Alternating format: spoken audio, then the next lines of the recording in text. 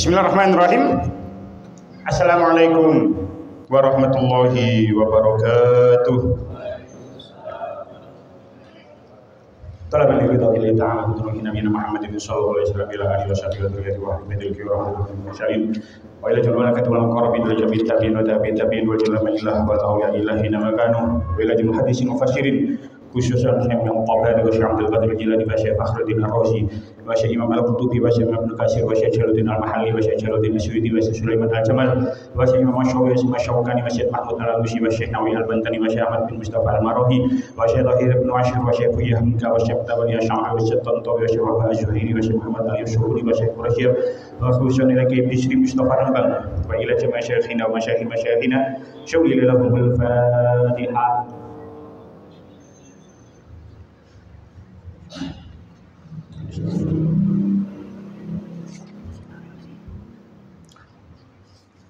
Nyun Fatihah malih ini salah satu anggota aktif ngaos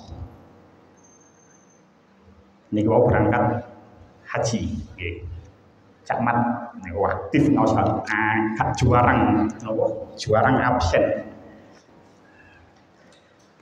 Kita kirimi Fatihah dumateng khususipun Cak Mat so istri sekalian lan sedaya derek kula panjenengan sedaya ingkang haji, tindak haji, kanca kula panjenengan ingkang tindak haji, mugi-mugi diparingi slamet, budal ngantos mulih, sehat walafiat. Mrika saged nglampahi rukun-rukune haji, mantuk didadosaken haji ingkang mabrur. Lan kula panjenengan mugi-mugi sedaya kawon saged dipun takdir kali Gusti Allah dados tiyang ingkang haji utawi umroh. Kapan apa jare Gusti Allah pun mugi-mugi kula panjenengan sedaya saged nglampahi umroh dan haji ala hadiniat al-Fatihah.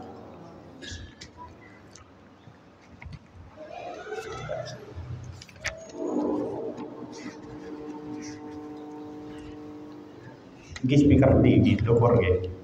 Enggak. Paten namanya. Kita lanjutaken. Loh.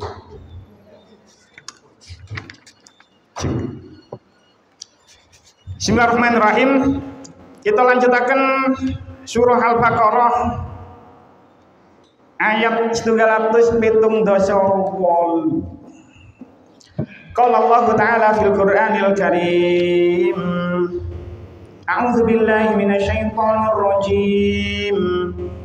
Bismillahirrahmanirrahim.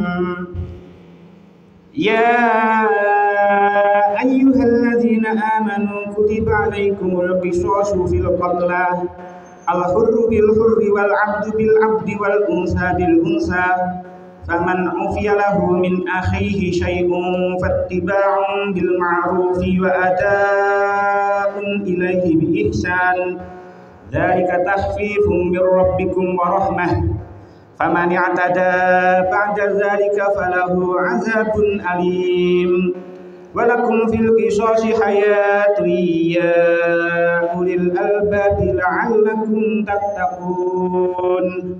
Ya ayyuhalladzina he eling-eling wong-wong amanu kang padha iman sawise alladzina kutiba dan fardhoaken alaikum ing atase sira kabeh apa al-qisasu qisas fil qatla ing dalem wong kang den pateni al-hurru utawi wong kang merdeka iku dipateni bil hurri sebab mateni wong kang merdeka wal abdu utawi budak iku dipateni bil abdi sebab mateni budak wal unsa utawi wong kang wadon iku dipateni bil unsa sebab mateni wong wadon.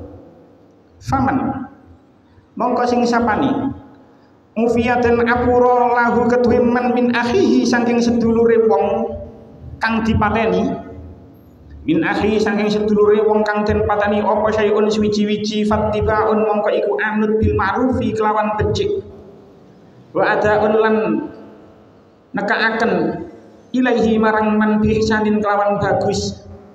Zalika utai mengkono-mengkono ittiba iku takhfifun keentengan iku takhfifun keentengan min rabbikum saking pangeran sira kabeh wa rahmatun lan dadi rahmah. Taman mongko sing sapa wong i'tada kang ngalingoyo sebesi man ba'da zalika ing dalem sausi mengkono-mengkono afu falahu mongko iku kedue man azabun utawi siksa alimun kang den wilang loro. Walakum lan iku kedue sira kabeh fil qisas ing dalem nindakaken qisas hayatun utawi urip ya ulil albab he wong-wong kang duweni akal. La'alakum supaya ana sapa sira kabeh iku tatakuna padha wedi sapa sira kabeh. Kita wau syara'ipun niku 778 niku salah cetak. Wong-wong mukmin diilingake yen Allah taala netepaken mertoaken anane kisos pepadan. Sebab perkara paten pinaten. Wong merdeka dihukum pati sebab mateni wong merdeka, budak dihukum mati dihukum pati sebab mateni budak, wong wadon dipateni sebab mateni wong wadon. Kang mengkono mau yen ana tuntutan saking kang duweni hak menuntut. Sapa wonge mateni wong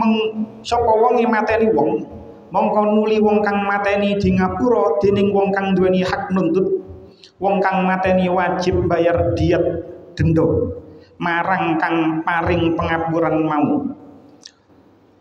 Wong kang wis ngapura kudu miturut laku kang becik lan wong kang mateni ya kudu bayar kelawan bagus. Orang ngendi-ngendi lan orang ngurangi diat kang wis den tetepaken.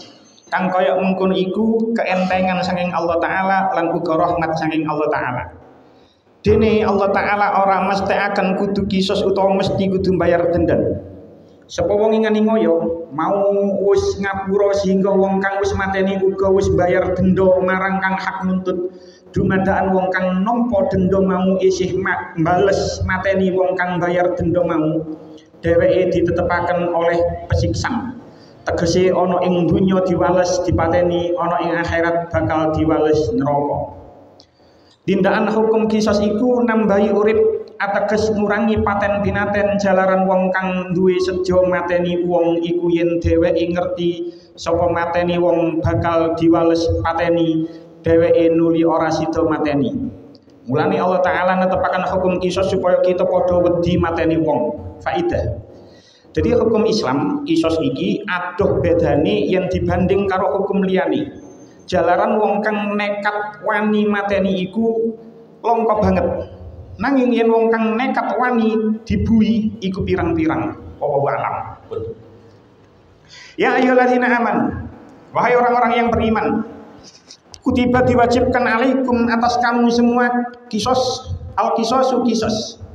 Fil qatla berkenaan dengan pembunuhan orang yang dibunuh. Al-hurru bil hurri, orang merdeka dengan orang merdeka. Wal abdu bil abdi, hamba sahaya dengan hamba sahaya. Wal unsa bil unsa, perempuan dengan perempuan.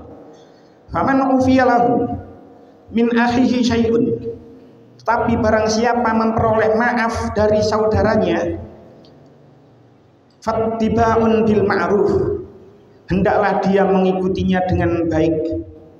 Wa ada'un ilaihi bi ihsan, dan membayar diat kepadanya dengan baik. Dzalika takhfifun mir rabbikum wa rahmah. Yang demikian itu adalah keringanan dan rahmat dari Tuhanmu. Faman ya'tada ba'da dzalika falahu azabun alim. Barang siapa melampaui batas setelah itu, maka dia akan mendapat azab yang sangat pedih.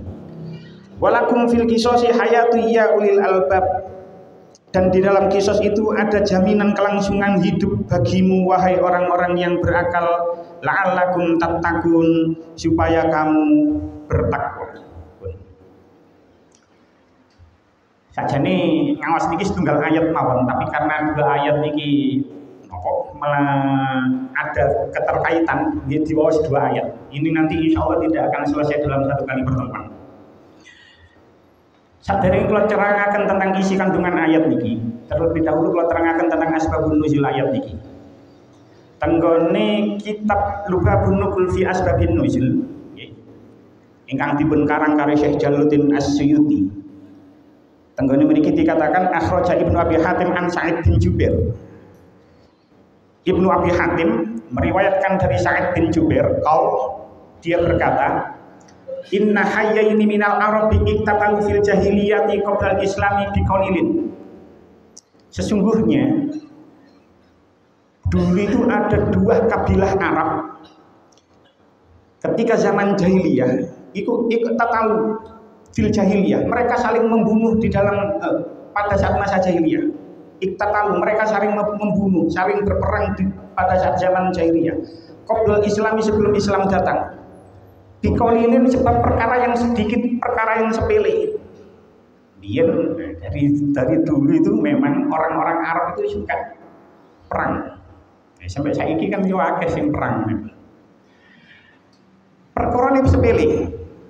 Orang Arab itu, dua kabilah Arab itu berperang, wa kana bainahum qatlun wa jirohatun. Sehingga di antara mereka banyak sekali yang terbunuh, banyak sekali yang terluka. Hatta qatalu al-abida wan nisaa, sehingga mereka tidak hanya membunuh sing berperang saja, hatta qatalu al-abida wan nisaa, sampai mereka membunuh budak dan mereka membunuh perempuan. Falam ya'khudz ba'dhum min ba'din hatta aslamu. Mereka tidak mempermasalahkan hal itu sampai mereka kemudian masuk Islam. Ini masa jahiliyah sebelum Islam datang. Fakana ahadul hayyaini yatatawalu 'alal akhari fil adadi wal amwali. Ketika ada salah satu di antara dua kabilah niku mang, itu lebih unggul dari kabilah yang lain, lebih unggul fil adadi wal amwali, dari segi jumlah atau dari segi kekayaan, dari segi harta. Fahalafu alla yardau hatta yuktala bil abdi minna al-hurru minhum. Mereka bersumpah, sing merasa unggul itu tadi, merasa sukunya lebih unggul daripada yang lain, mereka bersumpah tidak akan rela lek ono hamba dipateni, mereka akan membunuh orang yang merdeka di antara kabilah yang lain. Wal mar'atu minna ar-rajul minhum. Lek ono wong wedok sing dipateni, maka dia akan membunuh orang laki-laki di antara kelompok kabilah yang lain yang lebih rendah kekuatannya. Fanazala fihim al-hurru bil hurri wal abdu bil abdi wal unsa bil unsa. Kemudian maka turunlah ayat ini. Al-hurru bil hurri wal abdu bil abdi wal unsa bil unsa. Di asbabun nuzulnya ayat ini seperti itu. Lah, tenggone tafsir Ibnu Katsir niku diterangkan bahwasanya al-hurru bil hurri wal abdu bil abdi wal unsa bil unsa minha mansukhatun nashahatha an-nafsa bin nafsi. Biyen tenggone juz tunggal kita pernah membahas ayat nasah, ayat mansukh. Ono ayat itu yang dinasah, ono sing dimansuh, ayatnya masih ada. Ayatnya masih ada tapi hukumnya sudah tidak berlaku. Salah satu ayat yang dimansuh niku adalah ayat niki yang menasah surah Al-Maidah ayat 45. Teng surah Al-Maidah ayat 45 niku dikatakan wa katabna alaihim fiha annan nafsa bin nafsi wal aina bil aini wal anfa bil anfi wal udhuna bil udhuni wasinna bis sinni wal juruha qisas.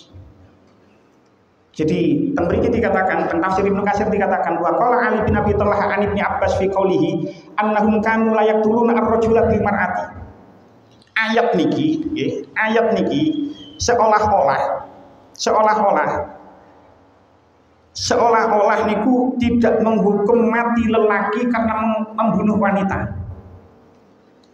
Kan mang dikatakan lek lanang dipatek, lek lanang mateni karena membunuh orang laki-laki. Nopo ayat emang nggih. Al-hurru bil hurri wal abdu bil abdi wal unsa bil unsa.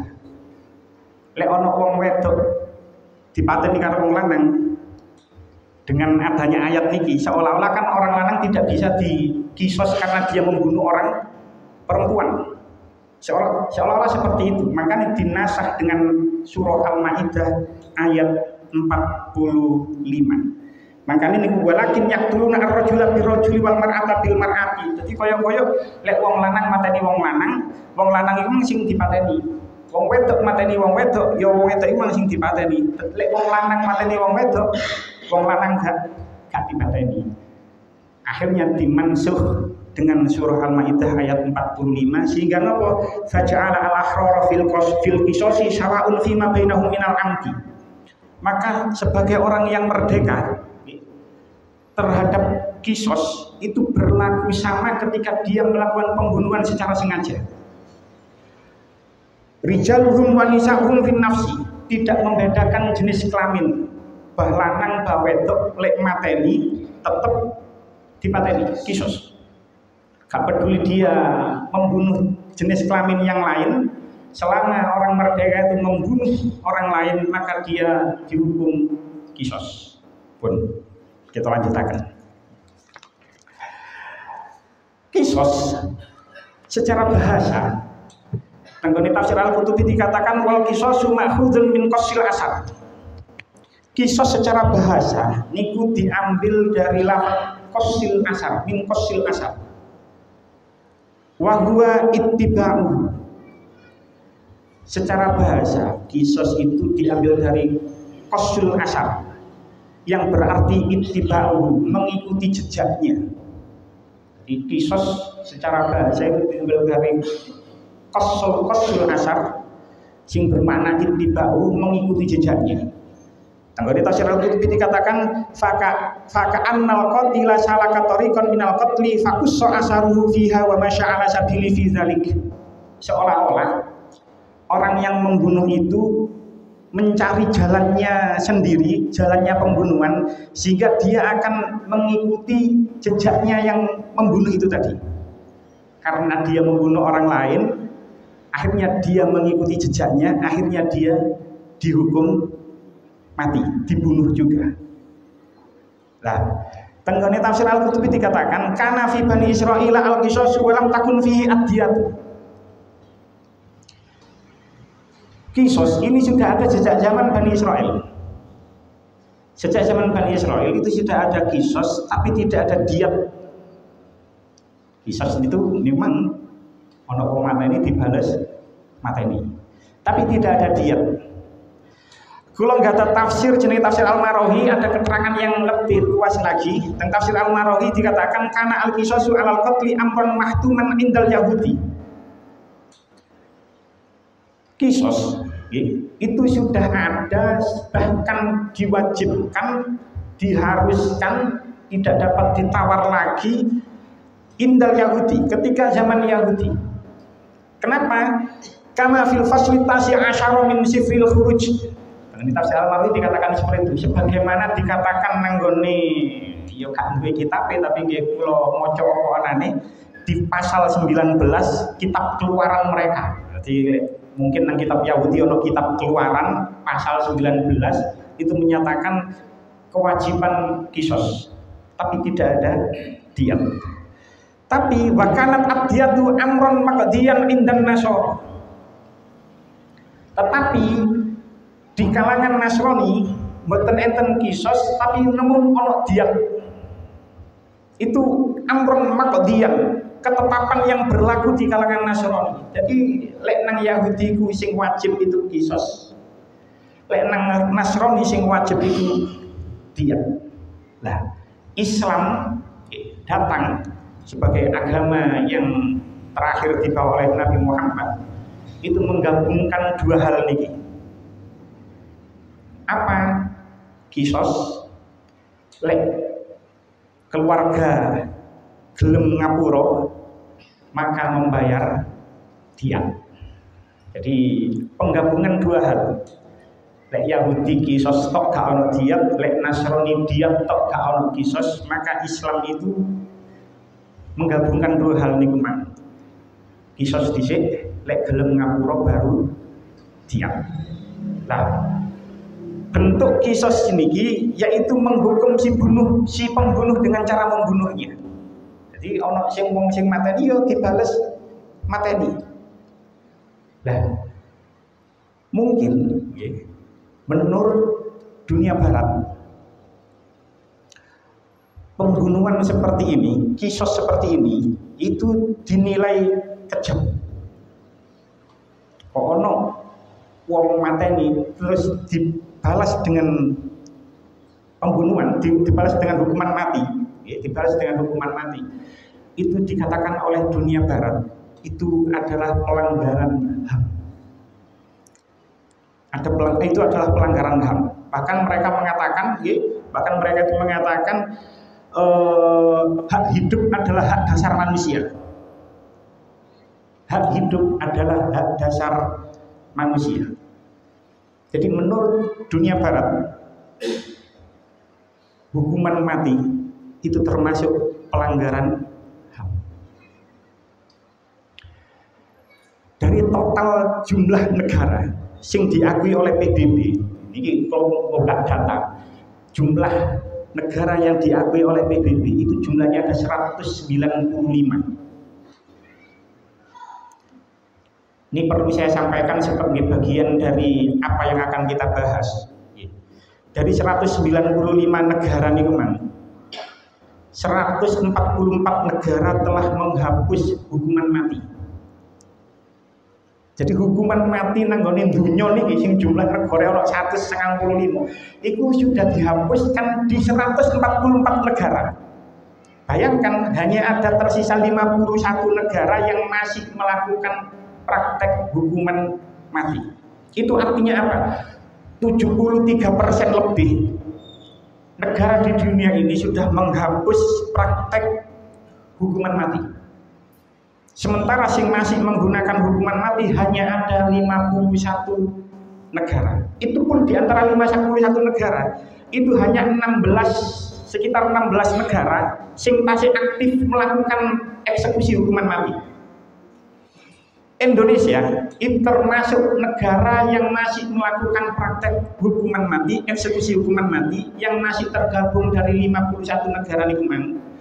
Tapi Indonesia ini bukan termasuk negara yang masih efektif melakukan eksekusi hukuman mati. Gak termasuk 15-16 negara lingkungan, tidak. Dalam catatan data, praktek eksekusi hukuman mati terakhir di Indonesia itu tahun 2016. Ketika pengadilan memutus hukuman mati kepada Freddy Budiman, singro Freddy Budiman, pas Freddy Budiman dikubur niku, kula kok yo dilalah melewati pemakaman Mbah Ratu, sing ngubur masya Allah, wah kayak gak karu-karuan, pancen wae sing ngubur. Ya menurut riwayat, ya akhirnya dia akan masuk Islam. Akhirnya kan dia masuk Islam. Ya mungkin-mungkin diapu di ngapura kabeh suatu-suatu karo Gusti Allah. Tapi balik nang sing sini hak-hak adami yo gak iso iku. Hak Allah ya wis iso dengan tobatnya dia, tapi hak adaminya yo ya urusannya dewe. Tapi secara data Indonesia itu terakhir kali melakukan eksekusi hukuman mati itu tahun 2016. Tahun 2016 berarti saat ini wis 2020 sudah 9 tahun lamanya itu tidak ada eksekusi hukuman mati. Sudah 9 tahun lamanya tidak ada eksekusi hukuman mati. Itu artinya apa? Sing aktif melakukan eksekusi hukuman mati hanya ada sedikit negara, hanya ada 15 atau 16. Salah satu sing akeh yo Arab Saudi, Iran, orang negara-negara Jazirah Arab itu masih banyak yang melakukan eksekusi hukuman mati. Nah, walaupun Indonesia ini tidak menerapkan Indonesia ini menerapkan hukuman mati. Indonesia akan menerapkan hukuman mati. Betapa ini banyaklah narapidana yang dihukum mati. Walaupun Indonesia itu menjalankan praktek hukuman mati, tapi Indonesia itu tidak menerapkan hukum kisos. Dibedakan. Hukuman mati dengan kisos itu dibedakan. Kisos niku lek wong sing mateni dipateni, tapi lek keluarga ngapura iso bayar diat, iso bayar denda.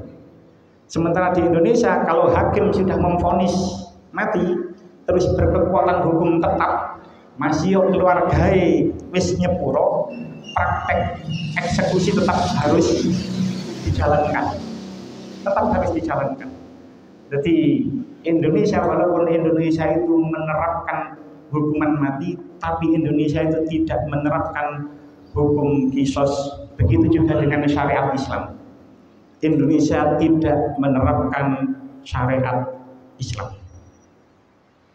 Tapi sing kudu dieling, dalam sejarah berdirinya bangsa Indonesia, Indonesia itu pada awalnya menjalankan syariat Islam. Niki lek sing ono kelahiran tahun 45 ke atas, ya oleh pelaku sejarah itu ada yang namanya Piagam Jakarta. Piagam Jakarta diresmikan tanggal 22 Juni tahun 1945 yang dibuat oleh Panitia 9, yang mana Panitia 9 itu dibentuk oleh BPUPKI. Itu melahirkan sila pertama yang berbunyi ketuhanan, ono sing ngapal tulisannya, dengan kewajiban menjalankan syariat Islam bagi pemeluk-pemeluknya. Jadi jangan lupakan sejarah. Ketika Indonesia mempersiapkan kemerdekaan melalui BPUPKI, Badan Penyelidik Usaha-Usaha Persiapan Kemerdekaan Indonesia, ini melahirkan Panitia 9. Panitia 9 membuat butir-butir Pancasila niku man. Sila pertama itu ketuhanan dengan kewajiban menjalankan syariat Islam bagi pemeluk-pemeluknya. Jumlah anggota BPUPKI saat itu ono 29. Ada beberapa perbedaan data nanggone sejarah, cuman yang paling terkenal itu ada 69 anggota BPUPKI. Itu mewakili semua wilayah Jawa, Sumatera, Kalimantan, Sulawesi, Ambon, Maluku, Bali, dan lain sebagainya. Juga mewakili semua golongan Islam, Kristen, bangsawan, Katolik, Buddha, Hindu, bahkan Cina. Ada perwakilan etnis Tionghoa. Yang harus diketahui adalah tidak ada satupun anggota BPUPKI yang terdiri dari kalangan Habib Ba'alawi. Betul enten. Ini penting saya sampaikan sebab nopo. Akhir-akhir ini ada upaya membelokkan sejarah. Ada upaya narasi-narasi yang berkembang membelokkan sejarah seolah-olah Indonesia ini berdiri sebab jasa-jasa para Habib Ba'alawi. Upaya narasi seperti itu banyak. Bendera merah putih dikatakan idene Habib. Bahkan pahlawan-pahlawan nasional, Imam Bonjol, Pangeran Diponegoro, Cut Nyak-Dien dikatakan mereka dari keturunan Ba'alawi. Bahkan si ngomong ketika Bung Karno dan Bung Hatta mau memproklamirkan kemerdekaan, Bung Karno dan Bung Hatta izin nanggone Habib. Padahal semua itu tidak dibantah oleh sejarah. Kau ceritanya kau, tapi itu digaungkan begitu banyak oleh mereka sehingga mereka mengklaim seorang-orang Indonesia ini merdeka karena jasa-jasa mereka. Padahal yang berjuang di garda terdepan itu adalah santri-santri dan rakyat Indonesia. Kalau ceritanya nangguni sejarah, para Habib Ba'alawi itu ikut berperang melawan penjajah. Bahkan saya dolei Mufti Belanda itu siapa? Saya dolei dewi. Saya tidak akan berpanjang lebar membahas itu. Cuman sekarang itu ada narasi seperti itu, membelokkan sejarah kemerdekaan Indonesia. Bahkan tidak hanya sejarah kemerdekaan Indonesia saja. Sejarah berdirinya NU pun sekarang itu dinarasikan Mbah Hasyim Asy'ari itu dari NU melalui izin 5 Habib. Semen dolei. Ono sing ngomong kaya ngoten. Padahal sejarah yang tercatat Mbah Hasyim Asy'ari itu izin lewat nanggoni Mbah Khalil Bangkalan lewat Yai As'ad Syamsul Arifin. Itu sejarah yang tercatat.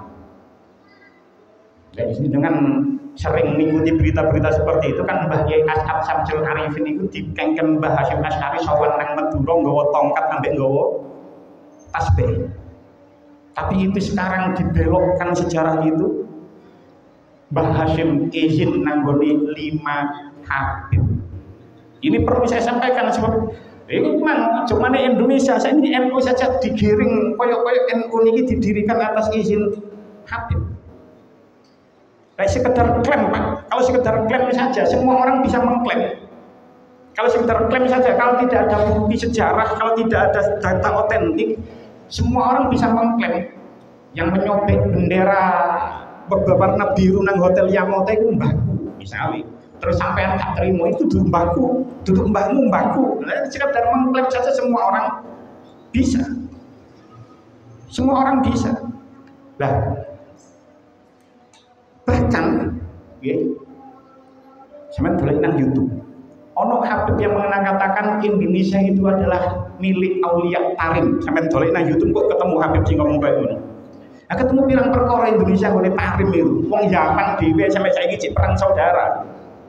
Yaman sampai sekarang itu perang saudara Yaman itu. Bagaimana bisa dikatakan Indonesia itu milik Aulia Tarim?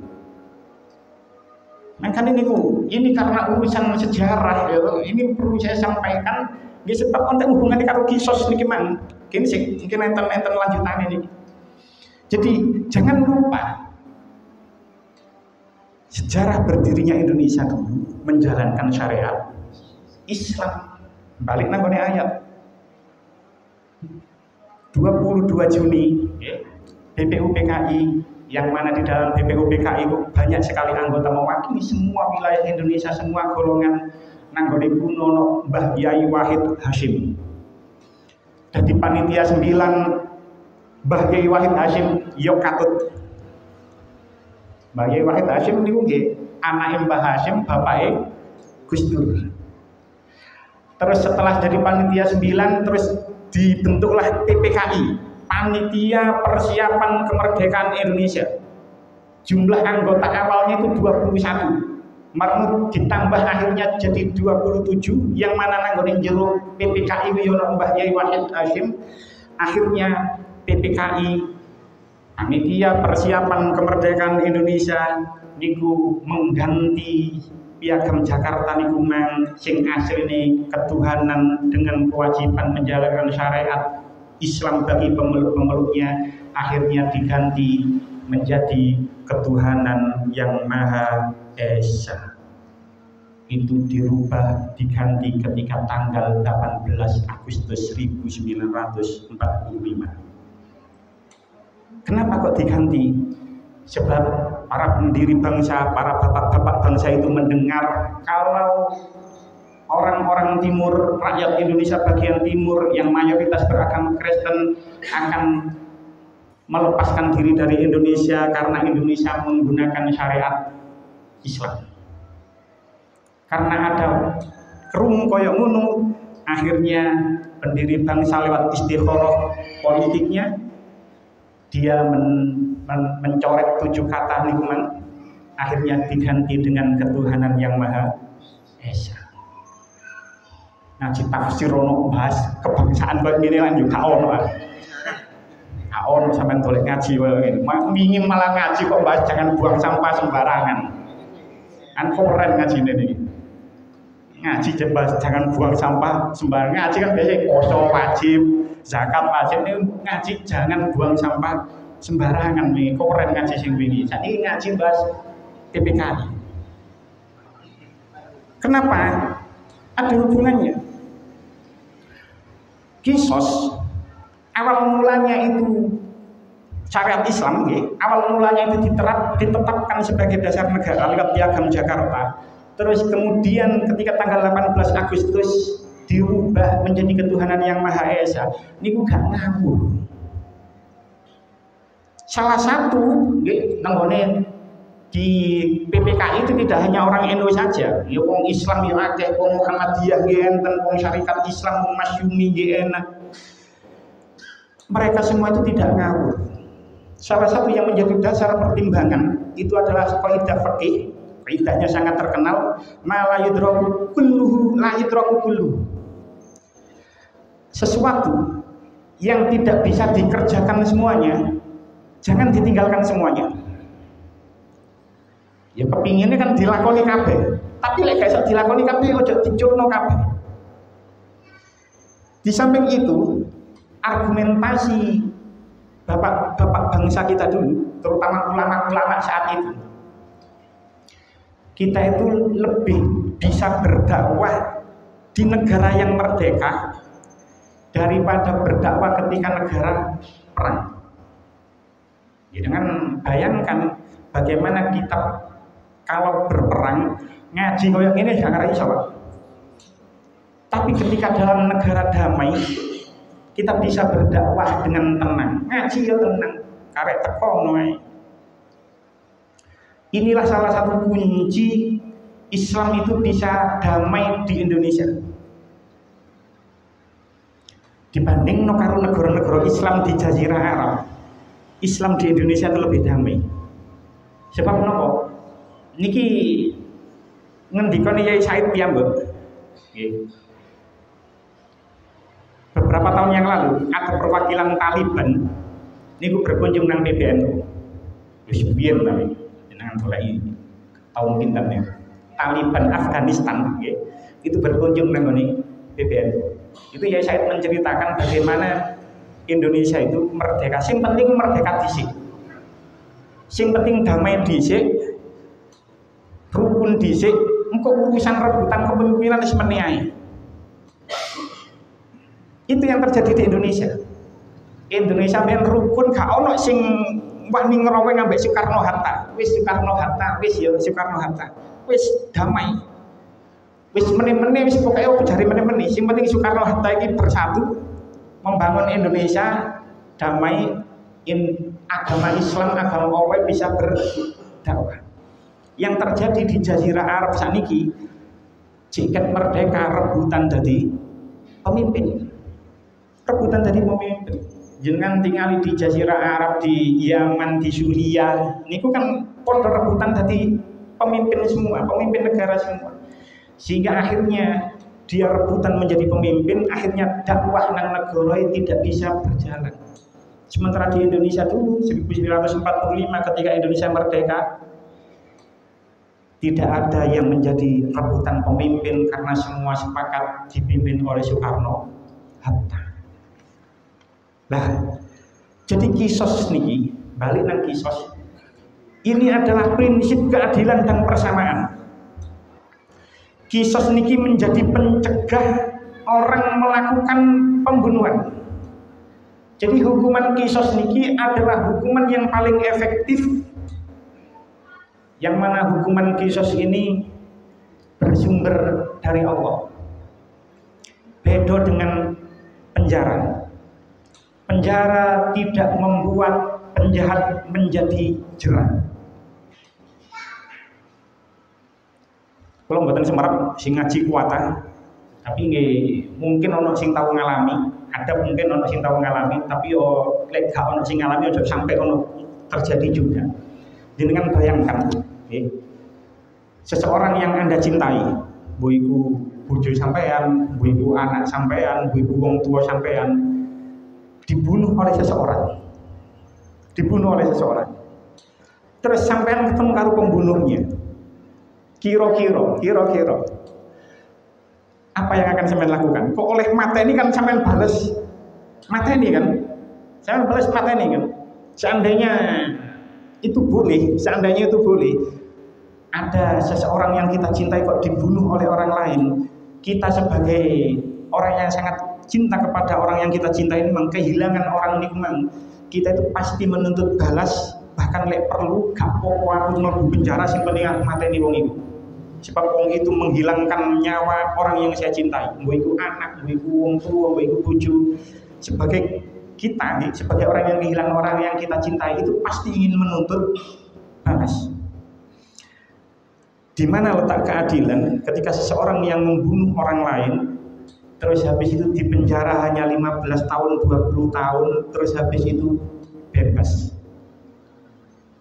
Makanya niku ketika ono sing wong mateni terus dibalas dengan mateni, tentu dengan pembunuhan yang disengaja, itu adalah hukuman yang paling efektif. Orang akan takut lek itu diterapkan, benar-benar diterapkan, aku lek mateni kok bakal dipateni.